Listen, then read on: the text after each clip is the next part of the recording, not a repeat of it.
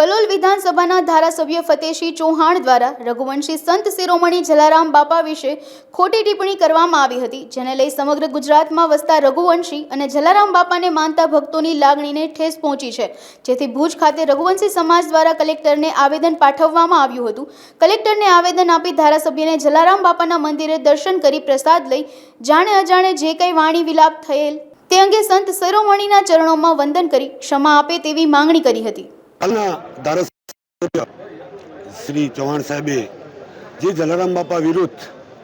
એક ટિપ્પણી કરી તો એ અનુસંધાને સમગ્ર રઘુવંશી સમાજ નહીં પણ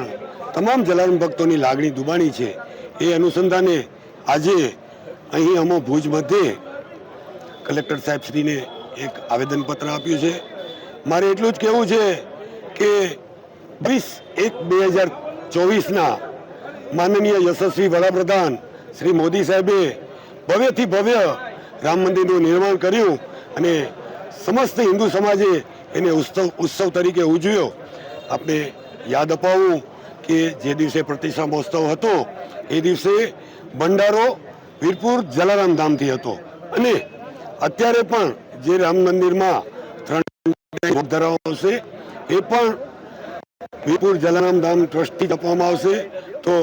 અમારા સમગ્ર સમાજ અને જલારામ ભક્તો વતી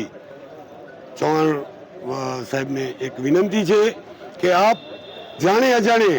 કે શરત ચૂકથી કંઈ પણ ટિપ્પણી કરી ગયા હો તો અમારી આપને લાગણીસભર વિનંતી છે કે આપ વીરપુર જઈ બાપાના ચરણોમાં નતમસ્તક વંદન કરી અને ત્યાંનો પ્રસાદ લઈ અને જતું કરો। અમારું રઘુવંશી સમાજ જલારામ બાપાના પરમ ભક્તો ક્યારે પણ કોઈને માફી મંગાવી કે એવું કોઈ કૃત્ય કરવામાં માનતા નથી, જેથી એક લાગણીસભર અમારા રઘુવંશી પરિવાર તેમજ જલારામ ભક્તો વતીથી એક લાગણીસભર વિનંતી। કલોલના ધારાસભ્ય આદરણીય ચૌહાણ સાહેબે જે ટિપ્પણી કરી એના વિરોધમાં આજે કલેક્ટર સાહેબને રઘુવંશી સમાજે આવેદનપત્ર આપ્યું કે એમનાથી જાણે અજાણે જે બોલાઈ ગયું છે તો એ રૂપે એ જલારામ બાપાના મંદિરે જઈ ત્યાં જલારામ બાપાને નતમસ્તક વંદન કરી અને ત્યાં એમનો પ્રસાદ લે। કોઈ બી સમાજના કોઈ સંત વિરુદ્ધ ટિપ્પણી કરવી એ યોગ્ય નથી। સમાજના લોકો કે જલારામ ભક્તો જે સંત જલારામ બાપાને ભગવાન માનતા હોય તો એમની એક આસ્થા છે, તો એ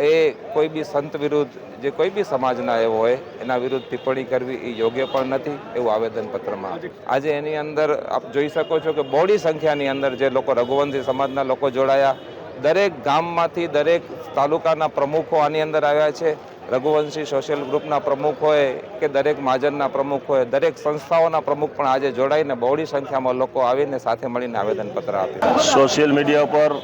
આ ટિપ્પણી જોઈ કચ્છના રઘુવંશી સમાજના લોકો સાથે ભેગા થયા અને નક્કી કર્યું કે કોઈ આક્રોશ વિરોધ સૂત્રબાજી નહીં પણ જાણે અજાણે જો એમનાથી ભૂલ થઈ હોય તો એક આવેદનપત્ર રૂપમાં એડિશનલ કલેક્ટર શ્રી પંડ્યા સાહેબને અમે આવેદન આપ્યું છે અને અમારી માંગણી માત્ર એટલી જ છે કે એમની જે ભૂલ થઈ હોય ને એમ લાગતું હોય કે અમારી ભૂલ છે તો વીરપુર જલારામ બાપા મંદિરે જાય, ત્યાં દર્શન કરે ને ત્યાંનું પ્રસાદ લે, બસ એટલી જ અમારી વિનંતી છે।